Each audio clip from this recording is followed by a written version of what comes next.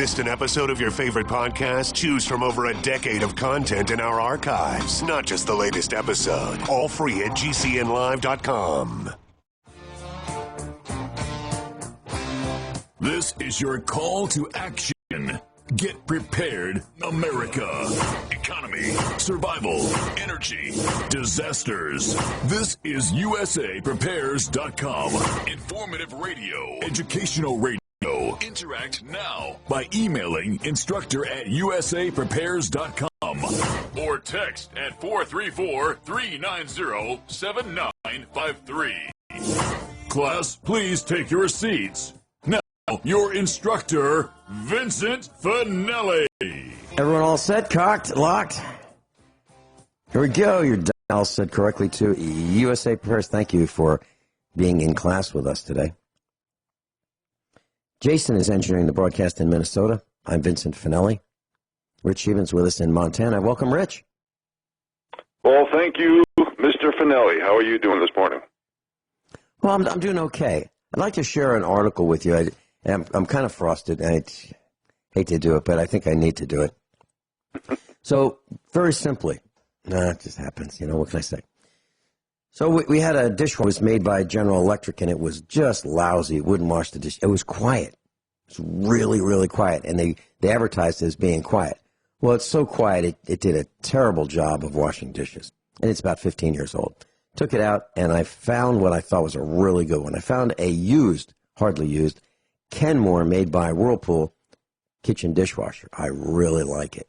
And I sterilized it with, probably maybe an eighth of a cup of Clorox, plain Clorox, ran it through all the cycles, and then did it again.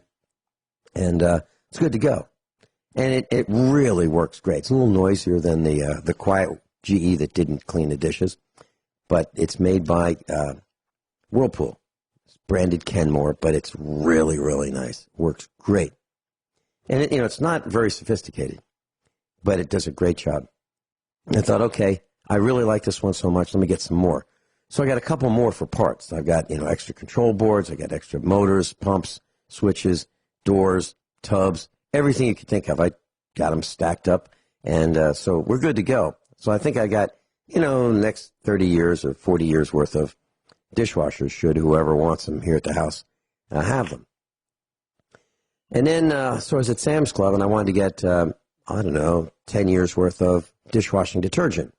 They're out of it. That was December. So once a month or so, I'd go back, and they were out of it. And the brand that I would buy would be Members Mark, which is their house brand. And it would come in a 2-pack, and it kind of looked like Cascade, but it didn't say Cascade. I thought, what's the deal? Why do I go to Sam's Club? The only things I really want to buy are powdered laundry detergent in a bucket, big bucket, and dishwashing detergent. I can't think of much else that I'd want to buy at Sam's Club. And they hardly ever have powdered laundry detergent. And for 7 months, they haven't had the dishwasher powdered detergent. I can get those little pellet things, but I don't want that. I don't want the one-size-fits-all, and I don't want the agent that reduces the surface tension on the water. I don't want chemicals stuck to the dishes. So anyway, I tried to figure out what happened, and here's what happened. The reason I can't find it, the powdered dishwasher detergent, 16 states, at least, possibly 17 states, have banned phosphate in the dishwashing detergent. That's the stuff that gets the dishes clean. So that's why it's getting harder and harder to find it. And let's see if I can find, okay, so here are the states. In case you want to know, Illinois, Indiana, Maryland, Massachusetts, Michigan, Minnesota, Montana, New Hampshire, Ohio, Oregon, Pennsylvania, Utah, Vermont, Virginia, Washington, and Wisconsin. That's as per USA Today. I don't know the date of the article because it's not dated. Naturally, because young people today don't know how to write, and they forget things like the dates and where, and, who, what, when, where, why, and how is what we used to have to remember when we wrote, articles and stories and papers. But young people today forget some of that. I think they're young people. Either that or they're really old and they forgot. But so that's why we're having trouble getting dishwashing detergent that's powdered and laundry detergent that's powdered. So my advice to you is, if you thought that you were smart as I did, hey, I'll just get a couple of these dishwashers for parts, and you have all the parts, and you think you're going to be able to get powdered detergent for them, you may not be able to. Check it out. So to make matters worse, I'll fix this. I'll go to the internet. I'll just buy it on the internet. So we go to Amazon, and I thought, let's get 8 boxes. It was $5 and almost $6 a box. Shipped, which was great. And I thought, they used to come in a 100-ounce box. Now it's a 75-ounce, the fun size. And so I thought, well, let's get 8. No, let's get 10. No, let's get 12. No, I'll tell you what, let's get 20. Can't get more than 12. You cannot buy more than 12 boxes. That's it. So I thought, no problem. We'll just try it tomorrow. Amazon remembers. No, you can't buy it because you already got 12. 12's the limit. 12 is the limit. Now, why? Why is that the limit? But it is. So I just want to share that story with you. Any comments, Rich Shealy? Well, first of all, addressing what you last said, I would just go out in the parking lot and have somebody you know as an acquaintance, or even somebody you just talk to and say, hey, they won't let me buy any more of these. Can I pay you when you come back out and get some for me? So there's always ways around that. And I just looked at my dish detergent, which is a very generic dishwashing liquid. And it says it's phosphate-free, the best I could see with my eyes, because everything's so microfilmed today. And it has to be because you live in Montana, and Montana is a state that bans phosphorus in the dishwashing detergent and dishwashing liquid and laundry detergent. Well, I'll tell you, Vince, we wash dishes by hand here, and very satisfied with doing that. We don't need a dishwasher, and it gets the dishes very clean. We pour boiling water on the dishes, then we use this dishwashing liquid, and it does a good job. So I guess what I'm saying is, does a dishwasher absolutely need phosphates to do a good job? Well, it does a much, much better job. And the reason that we use a dishwasher is because we feel that, well, you use boiling water, okay? We use water that's heated by a hot water heater, and then it's heated even more by the dishwasher. So we like the idea of a hotter water, hotter than we could stand, with our hands washing dishes. But I do wash pots and pans by hand, and I use one of those stainless steel scrubber things. It's like in a ball, and it's like steel wool, except coarse, and it's made out of stainless steel, and it works really well for pots and pans, and even a crock pot I'll use it on, because it's softer than the glazing on a crock pot. But what I'm saying is, we've been lulled into thinking that the whole point of that story, Rich Shealy, you live off-grid, we have off-grid power as well. The whole point is, we think we can do it the way it used to be done and just have, generate our own electricity. The answer is, they're changing the products. They're changing the products so that they wear out faster, and we can't necessarily get the parts. And if we can get the parts, the replacement parts, although they look the same, don't last as long. An example is, under the hood of a Mercedes, I bought some emissions hoses. They're made out of rubber. They get really hard over time. After 20 years, they get really hard, and they're brittle, and they can crack. So I bought some for my car, replacements, and they look great. They're supple. They were relatively inexpensive. I mean, they're expensive, but compared to a Mercedes brand, they were less expensive. A year later, they're rock hard, and they are cracking. So the new replacement parts don't last as long as the original parts. And it used to be that the aftermarket parts were better than the original equipment. So like if you bought a Chevrolet, and you had an ignition system, and you wanted to put ignition points in it, and an ignition condenser, and a distributor cap, the General Motors brand would not be as good as the aftermarket made by Mallory or a company like Mallory. But now it's just the opposite.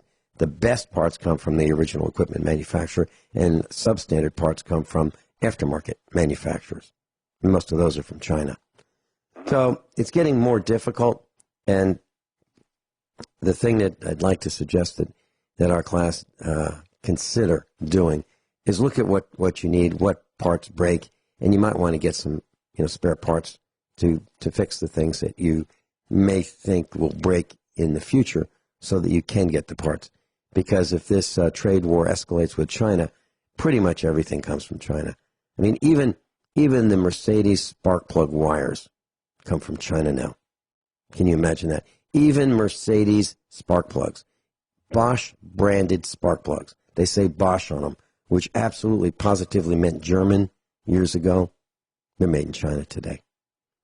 So just because you think that you're getting that top quality part from Germany, whether it be automotive or another kind of part, even things like kitchen knives that have German names on them from the 1920s, same German names, knives are probably made in China. It's sad. Yeah, well, everything's changing, Vince. That's why, you were talking about products. It's not just, it's everything. Everything's becoming forced obsolescence regarding products, cultures, traditions, heritage, definitions of words, truth. The bottom 93 is being boxed in regarding options and controlling one's own destiny. And this is why the powers that be want to sway public opinion and manufacture perception, pity, guilt, and ideology and hold on to every narrative they can. Now, who knows where things are going to eventually end up, because people, us deplorables, us irredeemables, are waking up. And we want Plan Bs. We're looking under rocks for more information.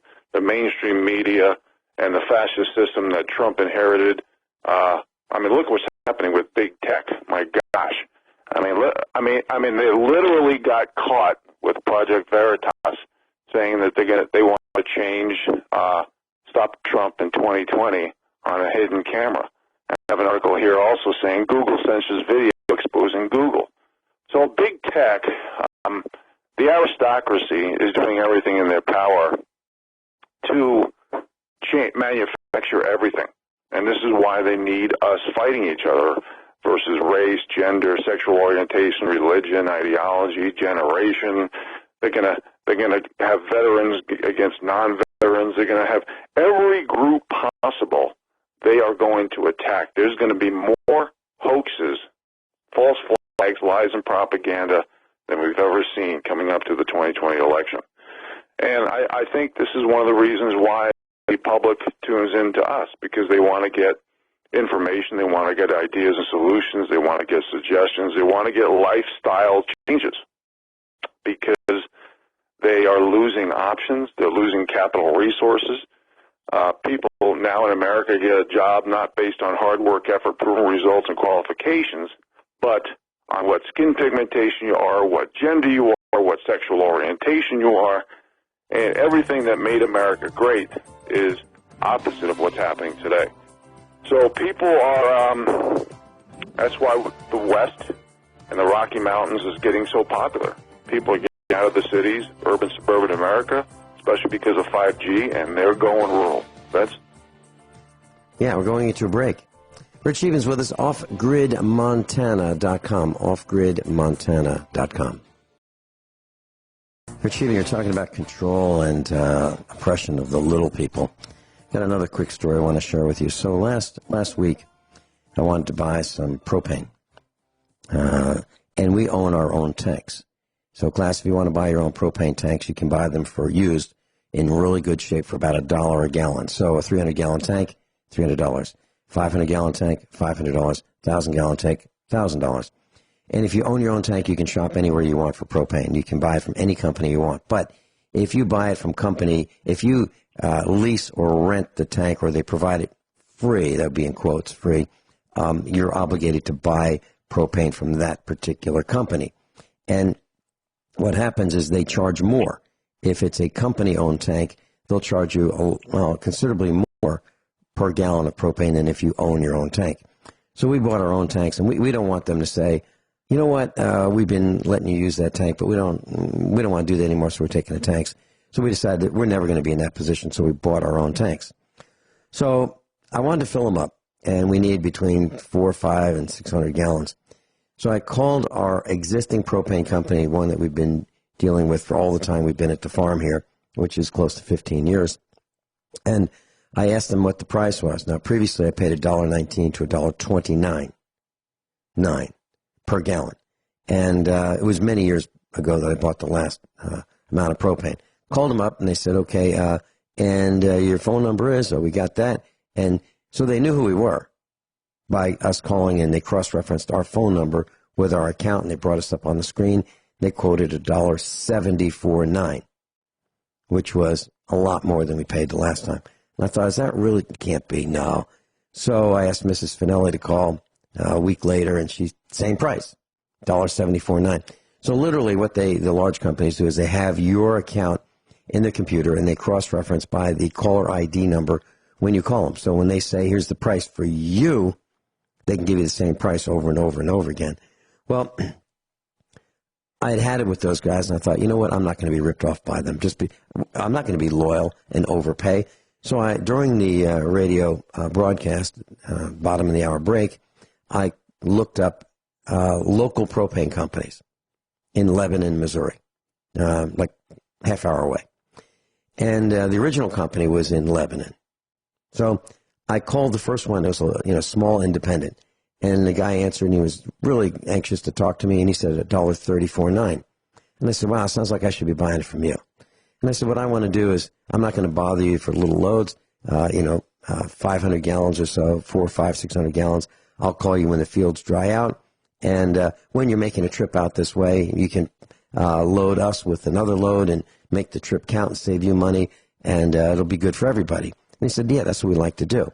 So he was willing to do it for $1.349, which was 33% less than being loyal to this other big company. So I decided to make another call. And I called a company called Titan Propane. And I got this middle-aged gal. And whenever I get these middle-aged gals, I know it's going to be a problem. So, and why? Because I think many of them are divorced, and they're going to show men how it goes. Well, she told me, I said, so we own our own tank, and I'd like 400, 500, 600 gallons.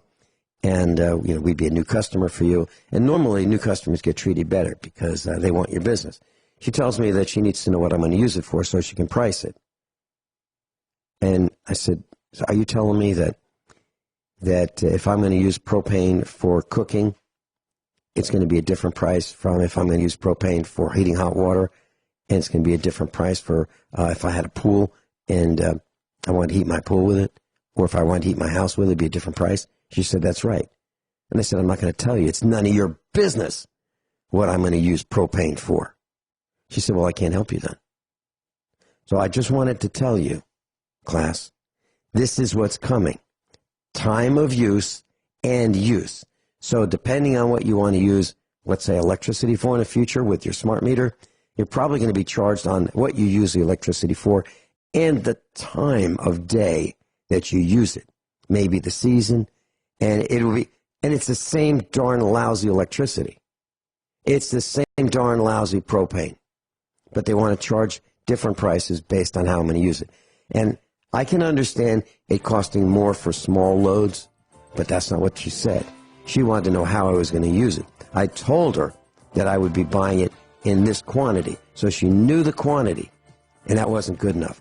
And I told her, I said, it's none of your business, and I'm not going to tell you.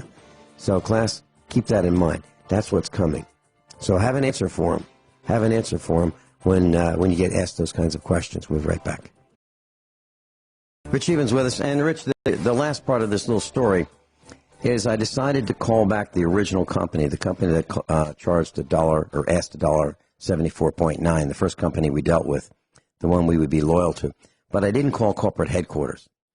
I called the local company in Lebanon, Missouri. And the gal remembered me from 15 years ago. And I said, I'd like to buy 400, 500, 600 gallons. She said, tell you what, we can do it for $1.349. No. We can do it for $1.299. I'll tell you what, and we'll give you 25 gallons for free. Couldn't be better than that. So the whole point of this story is, if you want to be loyal, and if you are dealing with the corporate headquarters, they are not loyal to you. They don't care about you. They want everything they can get from you. What's in your wallet? That's what they want. Okay? But the local people, that's where the rubber meets the road. Those people really want to work with you, at least more than the corporate headquarter types. That's where the accountants live, in the corporate headquarters. So they want what's in your wallet, but the local people are willing to work with you and give you better pricing. So the bottom line is keep calling and try to work local if you can, and you'll probably get a better price. Rich Scheben, your thoughts? Yeah, well, the local people are being squeezed out, too. You got to remember, debt levels are rising faster than earned income in America today. And that's why I talk so much about Economic 101 and relieving debt for the little people and sticking up for the little people. But these corporations, big or small, they're creating databases. They're creating information. They're creating things that they could sell to the big tech of the world, to other businesses of the world. So when they ask you what is a different price for different use, what they're trying to get is, what do you have? How many propane tanks? What do you use it for? How big are your tanks? What's your wealth? That's the information they're getting. So with everybody being squeezed in the business world and so much debt, I think we're the product. It's just like big tech. We are the product. It's just like some analogies that aren't far-fetched here is when you go to the doctor's office under Obamacare, the doctors were asking the consumer, the people, the patients, do you have any guns? How many guns do you have? That's none of their business. When you go purchase for a car, now they're asking, are you paying cash or are you going to borrow money? Or what group do you come from? What's your business? What's your income? What's this? And this is one of the reasons why the Project Veritases and the heroes of the world, and I mean whistleblowers, are so needed. We need heroes so bad in America right now. We can't be the silent majority anymore. We have to speak up. Being an American is no longer a spectator sport. People always say, well, the Democrats stick together. How come the Republicans don't? It's because the Democrats are funded by the globalists. The Democrats sold out the little people. That's why they call us irredeemables and deplorables, because they sold us out. And a lot of foreign money is coming from these wealthy elites to pay off certain middle management, if you will, and lawyers and judges and politicians are in that group. We have to remember that Congress does not represent the people anymore. They represent the lobbyists, the PACs, the special interest groups. They don't even associate with the little people, even during their fundraisers. Everything, they basically represent their funders, okay?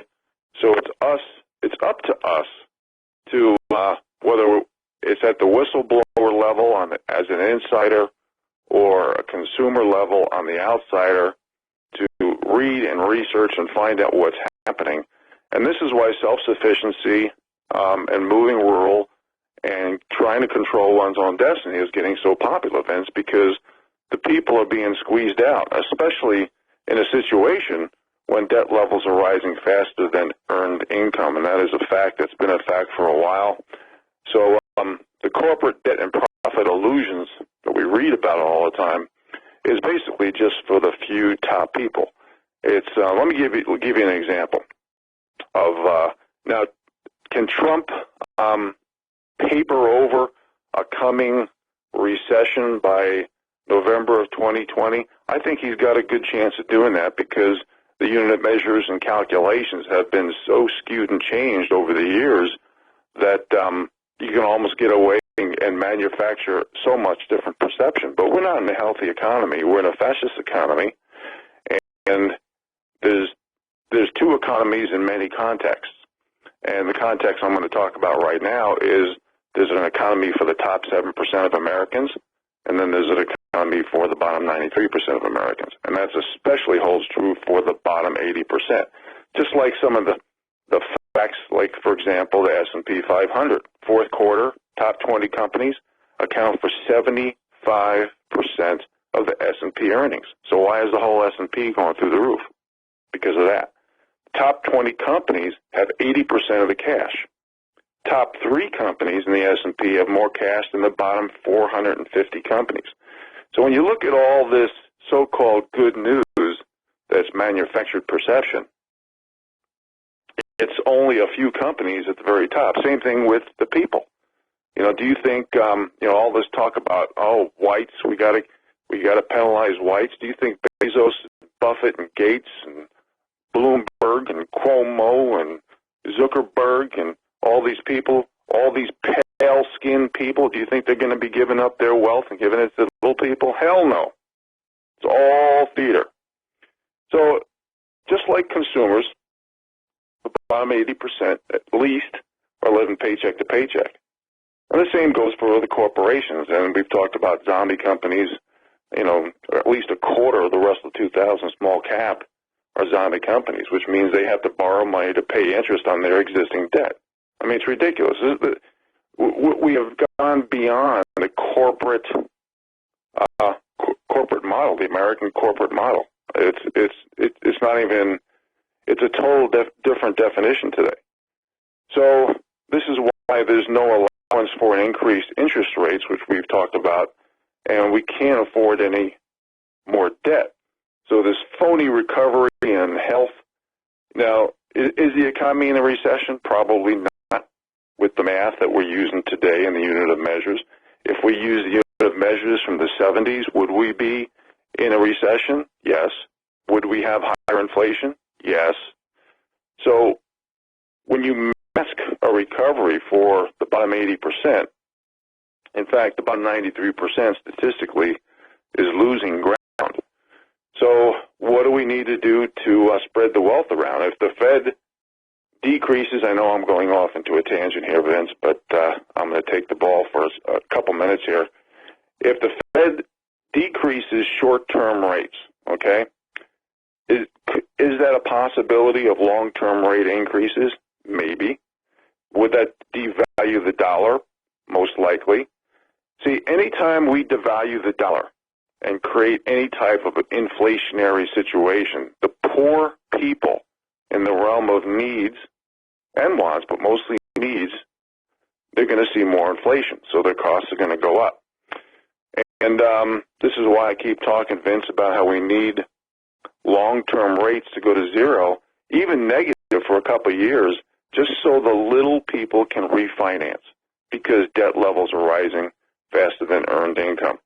And I don't see, when we see all these defaults and delinquencies and bankruptcies rising, which we're seeing already, we see more people on welfare, more food stamps, more Hoovervilles going up all over the place, more contributions, especially with illegal immigration contributing to the Cloward and Piven type of overwhelming the monetary financial system, and all these freebies that the Democrats are promising. They're manufacturing inflation, and we could go from a deflationary, stagflationary environment to a inflationary, possibly hyperinflationary environment, along with stagflation, which will be the absolute worst scenario for the little people. They will never climb out of that, ever. So, speaking of masking, you see, I'm reading a lot of articles about oil going higher. And God forbid, especially if we get into another tussle with the Middle East, which is, there's always something going on there. Increased oil prices is not, it might be good for the GDP, because they say, well, energy and food isn't even included in inflation calculations. But it really screws the little guy, because it has a lot of peripheral consequences, like shipping. There's so many, you got to remember, too, Obama gave him billions of dollars to Iran, including pallets of cash. And we don't know how much it is. We just know it's in the billions of dollars.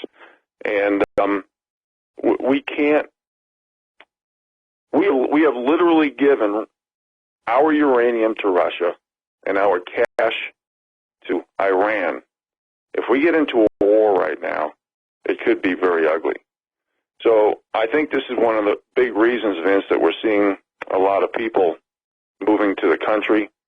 They're desperate for controlling their own destiny. I'm getting more and more requests for tours and things of that nature. And we have to give ideas and solutions to the little guy. You know, one article right here, Vince, that I mentioned to you, I saw it on a couple of forums and a couple platforms, and I'm sure our listeners have read this. Who gets to own the West? Billionaires shaking up landscaping. And they're basically talking about the Wilkes brothers here in Montana and Idaho, and they own getting pretty close to 1 million acres and up for hundreds of thousands of dollars. And they make it clear in the article that 100 families own over 42 million acres across the country. Let me repeat that. Only 100 families own 42 million acres across the country. So the West is being bought up, and this is just one out of countless reasons, folks, that I talk about how the right-left or left-right paradigm is mostly phony. Okay? Does it exist? Yes. It exists more at the lower levels than the top levels, because the top levels, this is why they call a lot of Republicans rhinos, because they're bought and paid for. It's the right-left paradigm is a distraction to avoid the elite to stick up for the little people so they can poison us against ourselves and make every group hate each other, or at least manufacture that perception. But everything that happens, like look at silver and gold ratio. It should be like 15 to 1. Why is it 80 or 90 to 1? Why has it been suppressed for years? Why are the loan rates, how come they're not lower so the elite can give a little deflationary break, because we're in a deflationary, stagflationary situation. Admit to it and let all these people refinance, not get new loans, not get new cheap money loans like the corporations have done with all the welfare for the rich programs, like QE, bailing out the too big to fail and the too big to jail.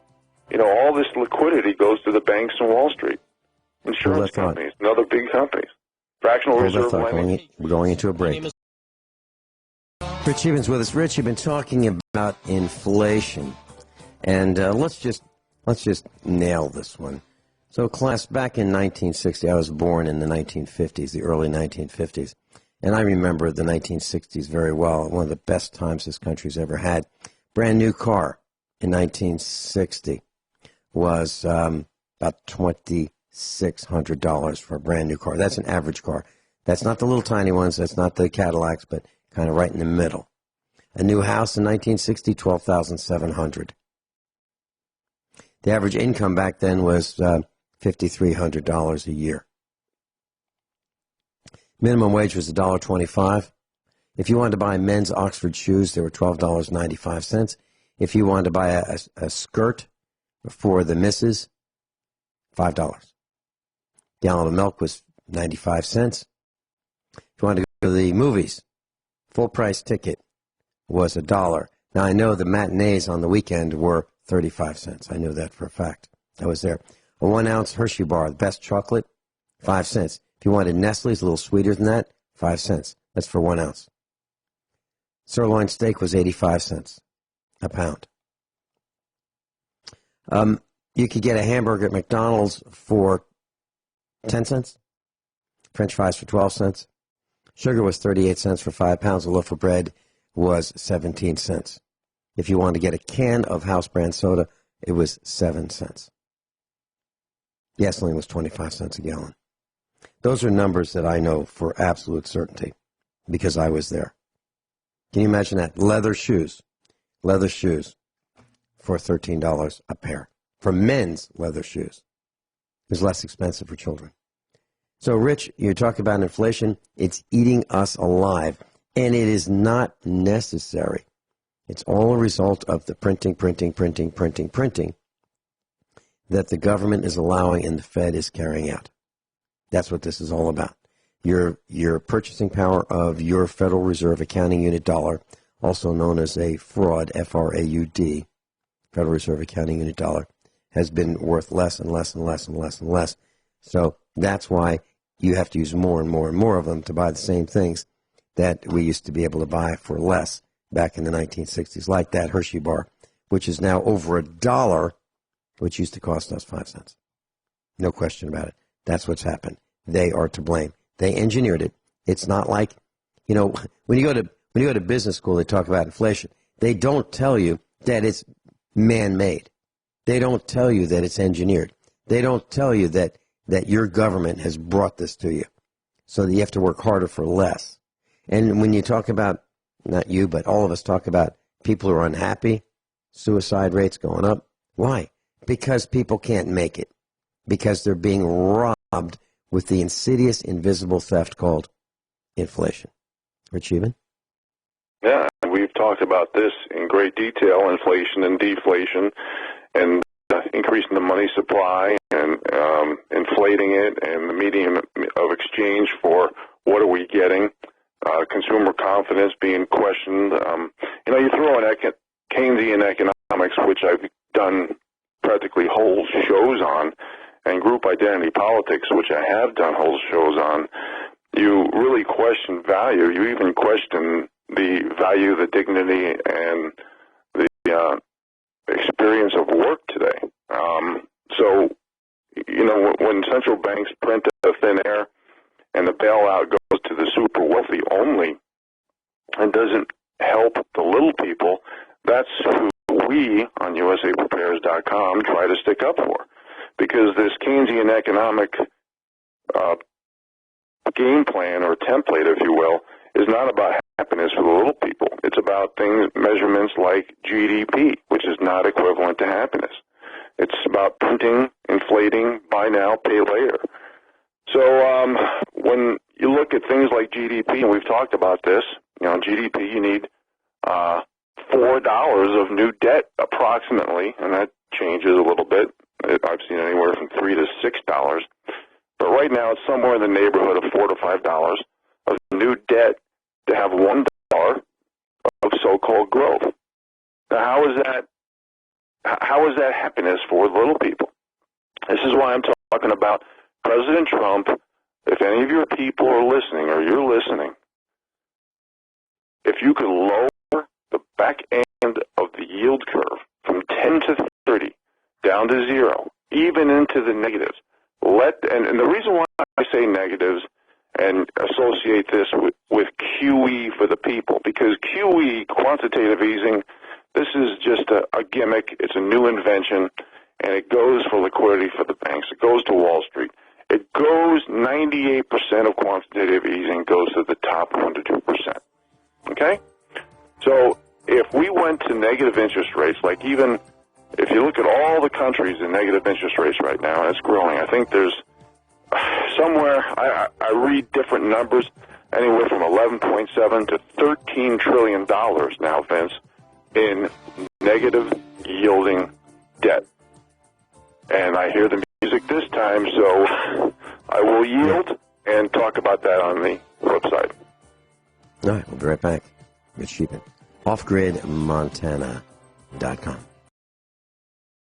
Yeah, everyone all set, cocked, locked. Hour number 2 of the USA Prepares. Rich Scheben's with us, Off Grid Montana. Rich, you haven't seen this. One of our dear friends, neighbor, dropped this off at our house.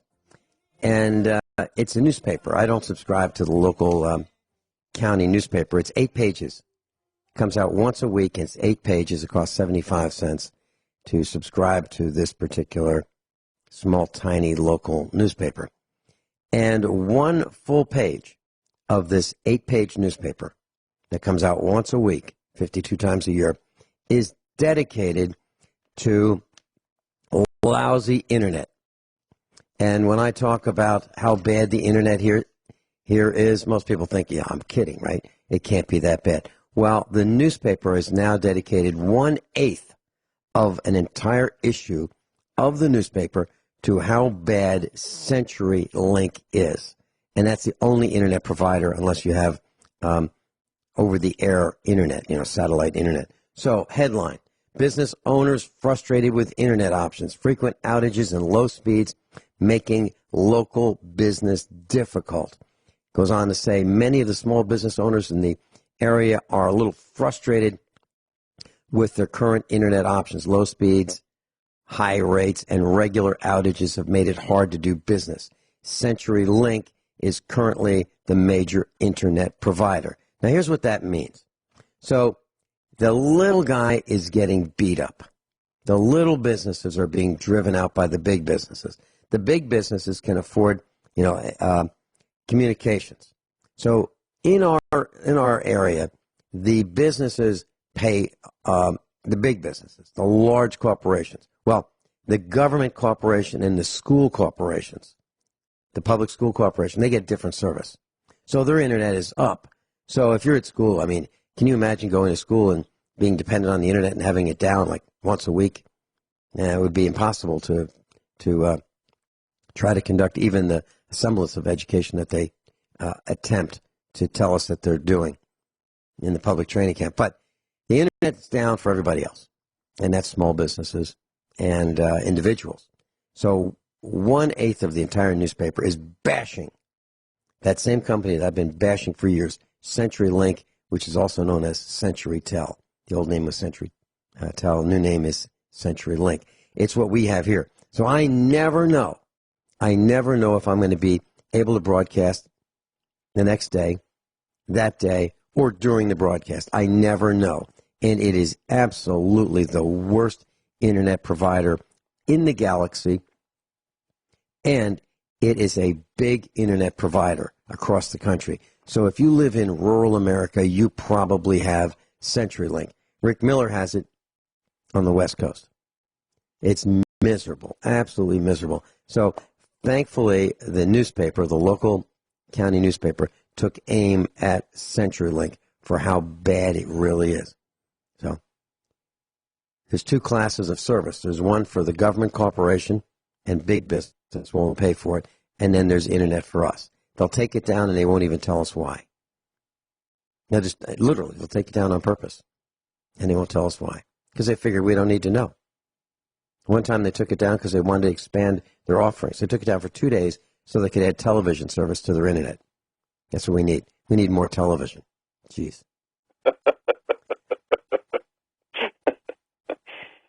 Well, Vince, don't expect things to improve quickly, and because they're going to try to keep things down purposely so they can roll out 5G and basically destroy everybody's health. And we can see with the articles, this is why big tech wants to censor and surveil every person in America and the West, because it's very obvious that these 5G antennas on top of schools and neighborhoods, you see people, even little kids, getting cancer at alarming rates. Whether you call it RF waves, electromagnetic waves, microwaves, I don't care what you call it. Humans are fragile, and everybody can handle certain types of frequencies at different levels. So you're going to get a lot of people getting sick from all this. So they're not going to fix anything until they have you and your neighbors screaming for 5G, which will be one of the worst possible things you could do. We need to go back to the old ways, but it's getting harder as more and more wealthy families are buying land. Here in Montana, I dreamed when I grew up in New York to come out here to hunt, to fish, to live off the land, live off grid, harvest edible medicinal plants, live in nature in the natural world. And, you see some of these statistics with suicide rates going through the moon. You see Montana per capita being number one. Now, granted, it's per capita, so you can argue that, but still, per capita, number one for meth. That should be unacceptable, Vince. So, going back to what I was talking about from an economic 101 standpoint, what if, when we see all these burdens on the middle class, on about 93% of income earners, really, let's say this show right now, and I know you're ranked number 3 on GCN, 2 behind Alex Jones. I know that you're the only program on RBN, Republic Broadcasting Network. So I know for a fact, because they've before they stopped demonetizing me, and back in the old days, I had people contacting me from Japan, Australia, Europe, New Zealand, and they were very pleased with the show. But now that options are dwindling for the little people, can you imagine if this was a microphone that went to everybody, just in America, everybody? And I said, Vince, okay, instead of these super wealthy guys buying up the land, buying up stocks, in other words, not for expansion, new products, new services, or public employee, basically going into new debt for buying back shares, so their CEOs and CFOs can cash in stock options, give dividends to the top, 8-10% of the wealthiest people in the world, and hand over executive cash through acquisitions and mergers, which basically contributes to consolidation and more robotics, automation, artificial intelligence taking jobs. What if we said, okay, let's take a vote. Let's say everybody had the ability to have a legitimate vote with this question, because as you know, we stick up for the little guy.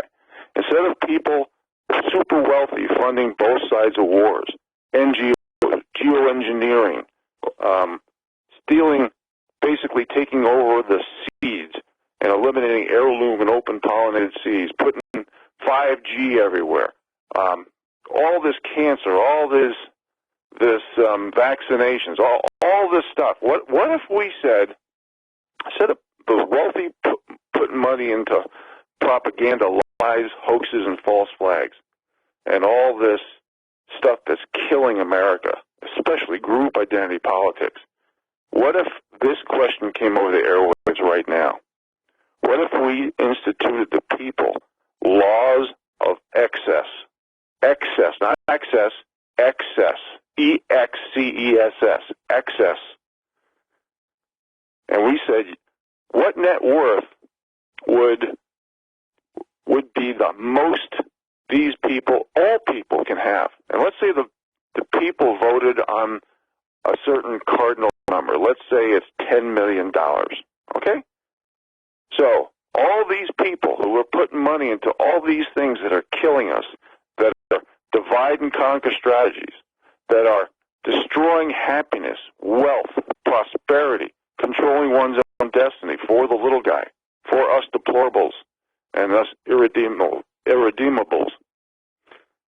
Vince, how many people from our listeners to all the people around the country would vote and say, that's a good idea, let's make laws of excess, because the lawyers, the judges, the politicians, and the bankers have sold the people out? I even tried to hire 30 attorneys for my case years ago when my company, GlaxoSmithKline, told me that job shares were for women only.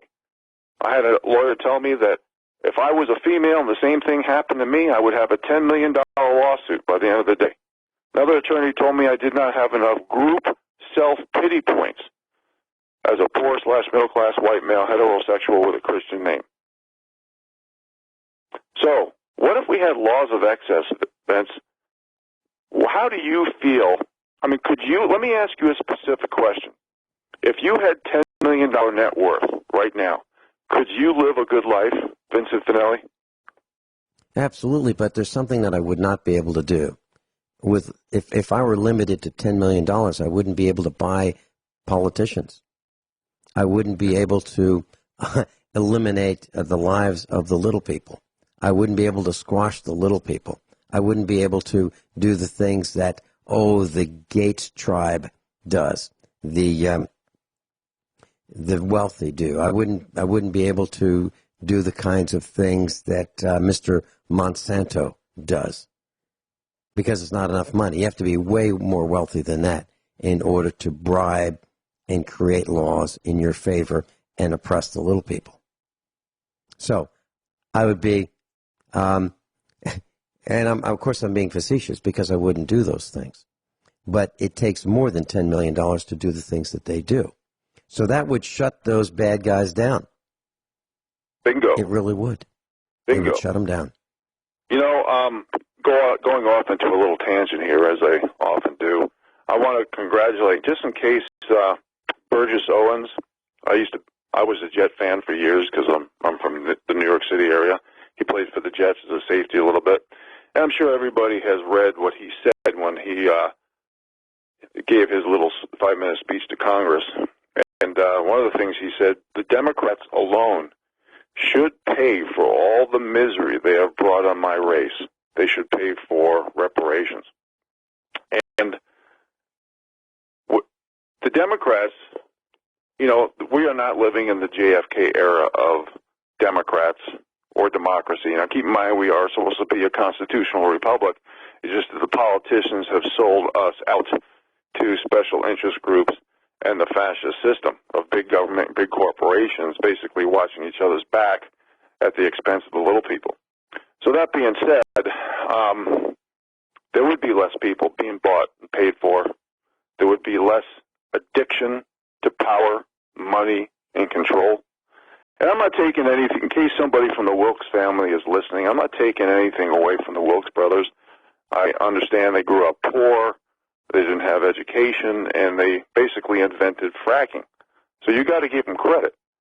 But I give credit where credit is due, but when it comes to things like an addiction to power, money, and control, or greed, or things like that, that's where the little people has to step in, because we don't have protection, rights, or restitution under the rule of law. We just don't. Everything is based on what group you're in. In fact, there's more emphasis not so much on what you do, but what you say and how it is doing theater, especially so depending on what group you're in. So we need to change all that, and I think if we can have laws of excess. Rich Sheben's with us, offgridmontana.com. Rich, I'd like to read something, and this is right from the government corporation in the county of Wright, spelled W-R-I-G-H-T. So I'm in Wright County, Missouri, and it says here, this is the county corporation website. Quote, the Wright County Industrial Development Authority was established in 1998. The mission of the Wright County Industrial Development Authority is to promote commercial and industrial development in Wright County. The Industrial Development Authority helps new and existing businesses relocate to Wright County or to grow and expand within the county by offering loans to assist with financing. Our goal is to improve the economic environment in Wright County by encouraging projects that create and maintain jobs. And it lists the phone number. Now, about 13 years ago, I went to several of the Wright County Industrial Development Authority meetings, and I devised a plan to insulate Wright County from economic hardship and inflation and so forth. And so there's a hospital, an abandoned hospital, nice building on a campus in a rural setting. It's not used. It's abandoned. And it has been all these years in Wright County. And it's near a fiber optic line. So my plan was to take this hospital and build a business incubator. And each hospital room would be a separate business. And people within our county, like myself, would volunteer to teach young, aspiring entrepreneurs how to start their own business. We would have free classes there. It would all be volunteers. Everybody would volunteer, and people who had experience in business would volunteer just as I would. And we would use this building that's been abandoned, but still usable. It has a kitchen, a hospital kitchen. It has all these hospital rooms. It has an intersection where the nurse's station is, that could be used for secretarial support. We could have a web development team there, and that could develop the websites for all these little businesses and all these little hospital rooms. So that's the thumbnail sketch of my plan. So I met at an official meeting with the directors of the Industrial Development Authority. And at this public meeting, they were giving away money like crazy. It was like free money. They were handing it out to their friends. 10,000, 25,000, 50,000. It was unbelievable. It was like winning the lottery, but it happened again and again and again at the same meeting.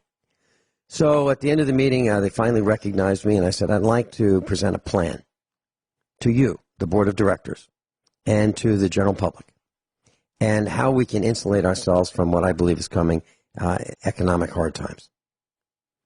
And it will take me an hour to present the plan. I'll do it with charts and graphs and images with a PowerPoint presentation.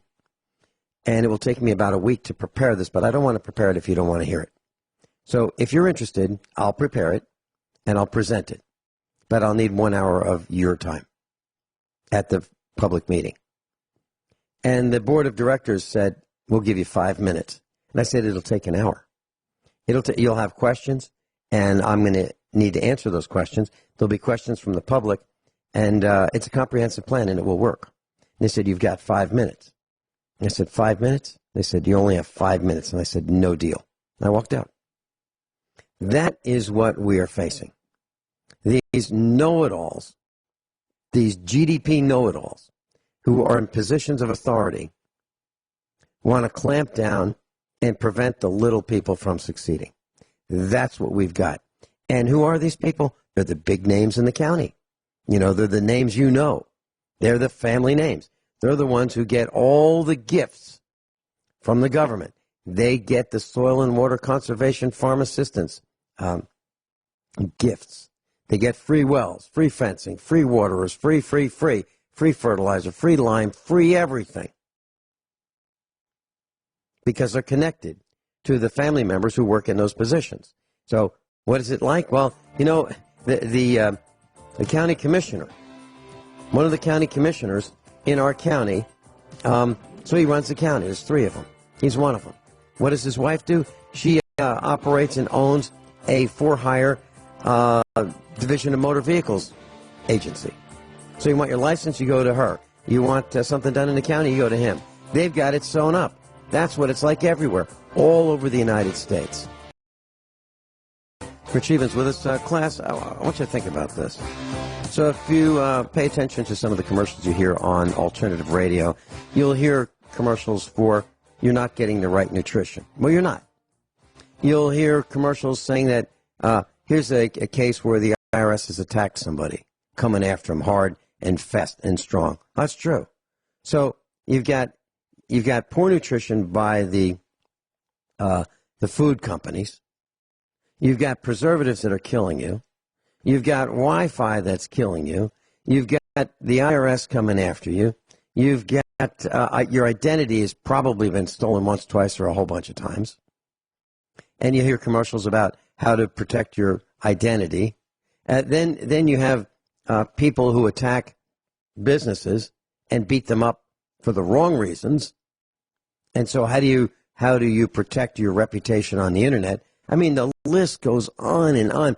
We are surrounded 360 degrees on all sides and top and bottom by threats. It's no wonder people jumping off bridges. It's awful. Whatever happened to being nice? It's like rare. It's hard to find someone who's actually nice. It's hard to find someone who doesn't have an ulterior motive. It's hard to find someone who's not trying to take advantage of us. And as my dear friend Joey in Michigan says, he can't afford any more friends. And I can't either. And what we mean by that, and Joey's the originator of that, not me. I just totally agree with him. We can't afford more friends because those people who would consider themselves our friends want something. Hey, Vinny, do you have a? Hey, Vinny, can I borrow your? Hey, Vinny, can I use your truck? Can I borrow your truck? Have you lost your mind? I don't lend stuff like that out because I know it's going to come back less than it left. I know that because I don't know many people who are as careful as our instructors are. And I certainly wouldn't want to lend people who are not careful with my stuff that I'm careful with.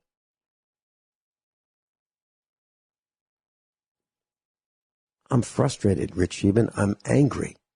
And I want 1960 back. I want 1950 back, where people were really nice to each other, where you didn't have to have multiple levels of security locks on your vehicle to keep people from stealing it and hijacking your vehicle. Or you didn't have to have anti-siphon systems on your gas tanks to keep people from stealing your gas. Or you didn't have to have security locks on your house. You didn't have to have cameras monitoring everything because of the jerks that are running around trying to rip people off and hurt them. We have devolved. We're going down. And that's why I moved to the middle of nowhere, and it's still not far enough away. And yet at the same time, instructors at USA Prepares volunteer their time. They teach what we know how to do. We teach what we actually do. And yet, there are so few people who are paying attention to it, it's too hard. It's too hard. Rich Scheben, you've asked me many times, why don't people do the kind of things that we do? Why? Well, the answer is it's too hard. It's too hard. I can't even get a guy who's dying of diabetes to stop eating bread. It's not killing me. It's killing him. Well, Vince, people are giving up, and this is why. Give me a few moments to address this. We don't have a lot of time left, if you don't mind.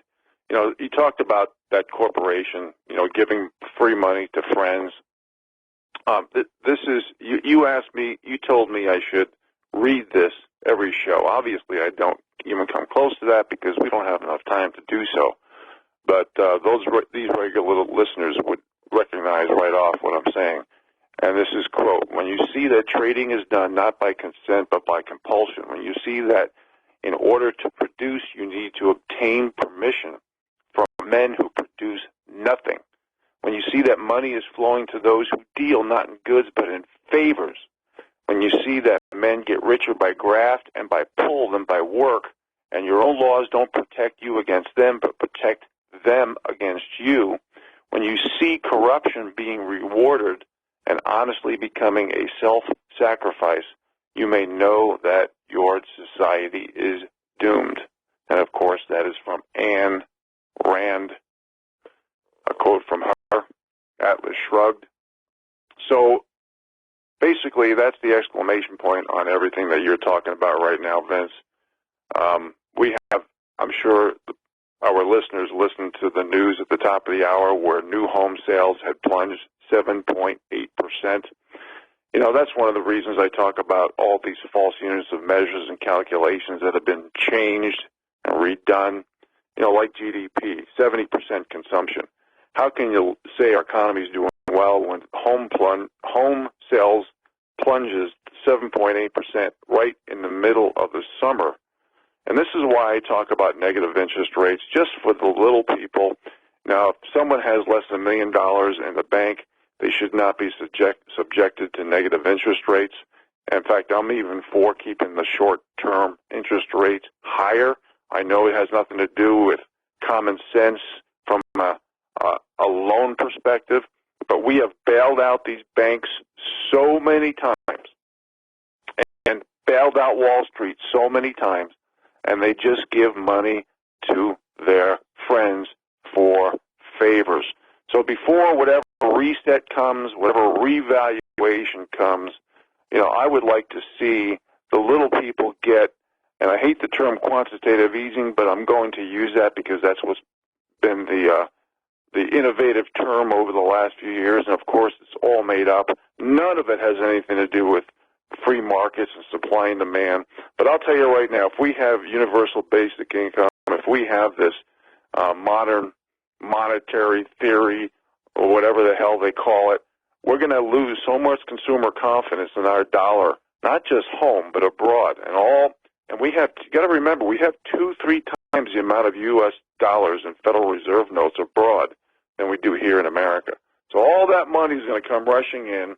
Everybody's going to be selling Treasury notes. Nobody's going to be using the petrodollar as a world reserve currency anymore. which every day Russia and China does less and less.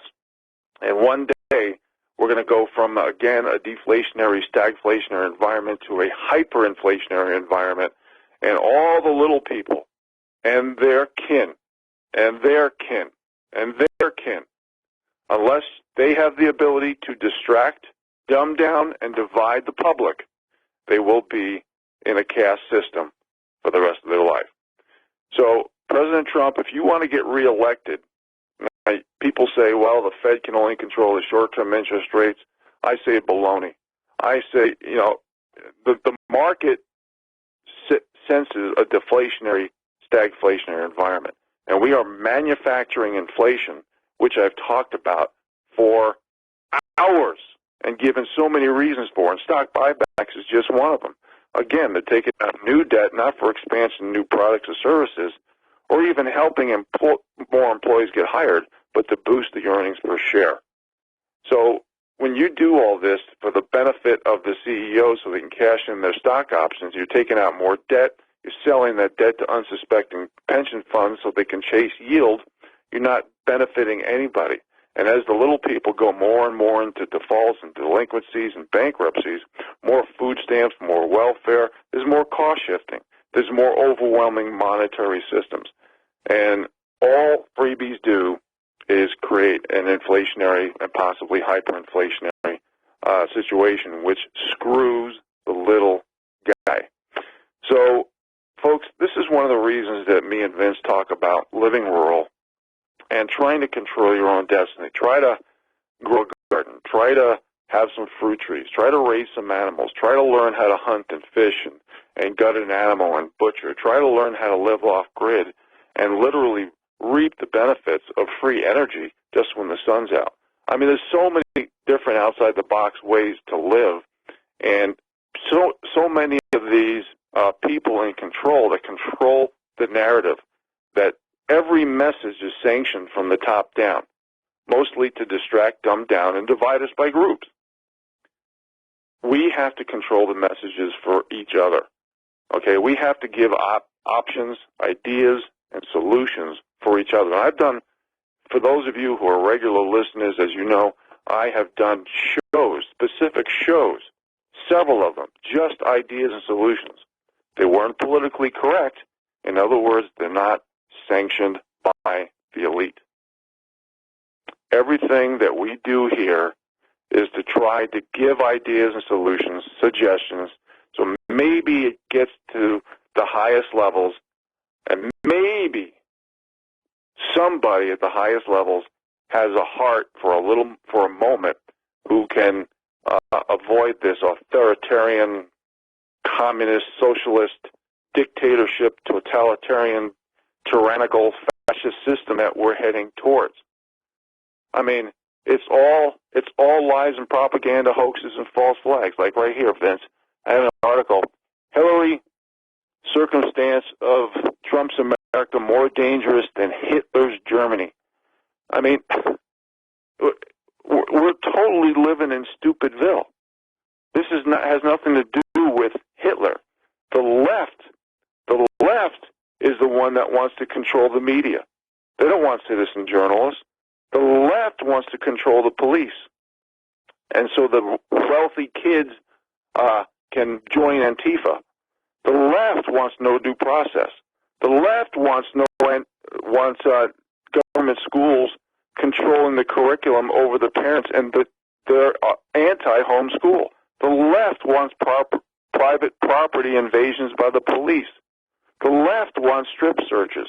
The left owns the lawyers and the judges who sold out the people for so-called justice. The left they want election fraud and voter fraud. They don't want it to be fixed.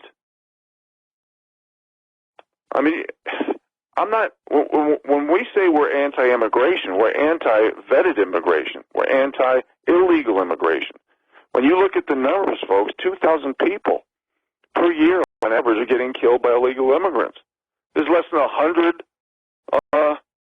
mass shooters, 100 people dead from mass shooters in this country. It's just math. They're trying to use subjective emotional opinion to eliminate math and logic and common sense. In the long run, it's not going to work. But in the short run, we have to stick up for one another. We're all in it together. And we can no longer be the silent majority. We can't allow silent majority to be a spectator sport in America. We have to stick together. The deplorables, the irredeemables, the bottom 93% of income earners. And we will be back after the break, heading into the last segment. Vince, thank you for, as always, giving me a platform. Exercise my Second Amendment rights. First Amendment rights, too. We bought ground, we bought some land, and we figured out where we were going to build our home, and we built our homes. And I looked up how many people actually do that. Now, the latest figures that I can find are from 2014, 5 years ago. So in the north, there are 4 sections of the country that the U.S. Census Bureau looks at in terms of where people build their houses. There's the Northeast, the Midwest, the South, and the West. So in the Northeast, only 7,000 people built their homes in 2014, only 7,000. In the Midwest, where I live, 11,000 people did it. In the South, 23,000 people did it. And in the West, where you are, 9,000 people did it. So if you add all that up, that's 50,000 people. Or, I'm sorry, 50,000 people built their homes, their own homes. Meaning they got a permit and they started building. Whether they used a building contractor or they, got a hammer and saw on some wood and did it themselves, that's immaterial. 50,000 people built new homes. That's not too many. That's not too many. Because the number of homes in the United States is over 100 million. Well over 100 million. It's closer to 125, 127 million homes. So, Rich, why is it, you and I have been talking about this, make your own mistakes. Buy some ground where you think you want to be, free from a lot of pollution, free from a lot of electromagnetic radiation, free from over taxation, free from over-regulation. Find that land. Check out the tax structure. Check out the village. Check out the area, the county, the state. Check out the weather, the rainfall, the topography, and what you can do with the land. Find that land. Buy that land. Build your own home. Make your own mistakes. Nobody does it. Nobody.